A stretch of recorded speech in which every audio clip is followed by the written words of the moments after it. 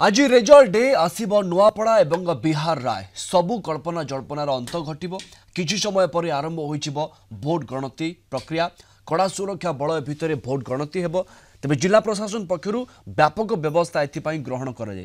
मोट 358 बूथ पर 14 टेबुल रे 26 राउंड रे भोट गणति हेब प्रति टेबुल रे जड़े लेखाए काउंटिंग असिस्टेंट काउंटिंग सुपरभाइजर एवं माइक्रो ऑब्जर्वर नियोजित हेबे। प्रथमे सकाल 8टारे पोस्टाल बालट गणति हेब यापर ईवीएम भोट गणति करा जिवो। नुआपड़ा उपनिर्वाचन फलाफल को नहीं राज्यवासी बेस उत्सुक फलाफल कहब किए दखल करुछि नुआपड़ा काहाकू नुआ विधायक भाभी बाछिछंती नुआपड़ावासी बीजेपी जय ढोलकिया ना बीजेडी स्नेहांगिनी छुरिया ना कांग्रेस घासीराम माझी मोट 14 जन प्रार्थी प्रतिद्वंद्विता करिछंती ते बीजेपी बीजेडी एवं कांग्रेस मध्य त्रिमुखी लड़ई होईछि। समस्त दल निज प्रार्थी विजय नहीं बेस आशावादी अछंती